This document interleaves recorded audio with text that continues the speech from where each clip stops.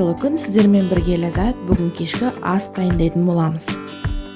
Өзімізге керекті мөлшердегі етімізді бір келкі жұқа етіп турап алатын боламыз.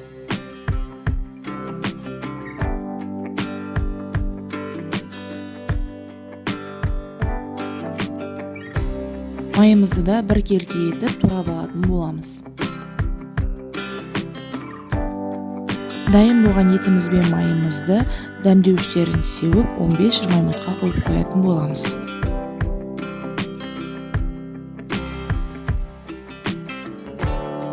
Картопымызда өзімізге керекті мөлшерде болады. Картоптарымызды үлкенірек болса ортасынан екіге бөліп алатын боламыз.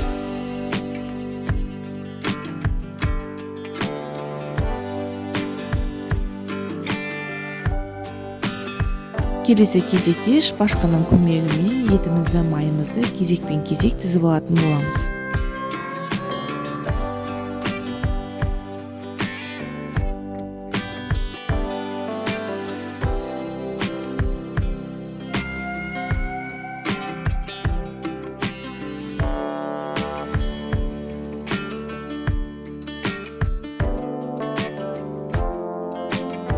Керекті мөлшерде су майымызды құйып алып, ең алдымен картошкамызды қызарғанға дейін толықтай қуырып алатын боламыз.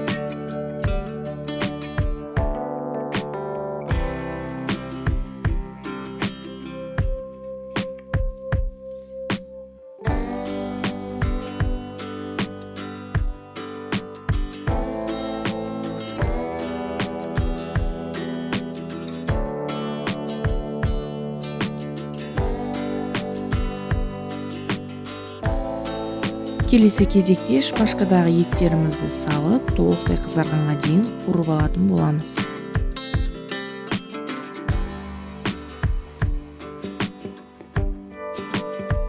Сәл үлкенірек қазанымызға май ештеңе құймай, барлық салмамызды тізіп салып шығатын боламыз.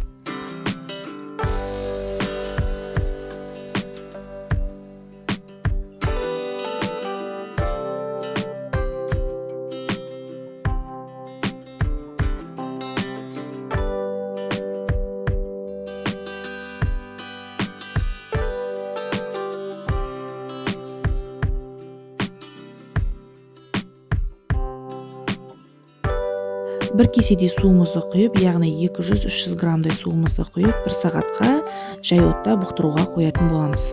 Тамаққа тек дәмдеуіштерден тұз бен паприканы қолдандым.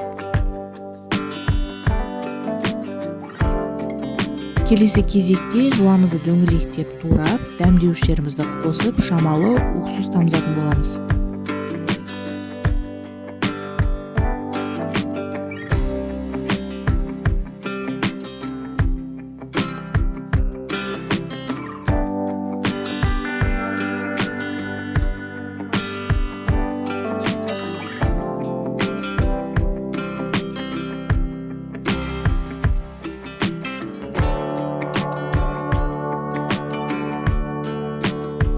Мінекей біздің өте дәмді кешкі асымыз дайын болды. Сіздермен болған Ләззат. Менің каналыма тіркеліп, лайк басып кетіңіздер. Ас болсын.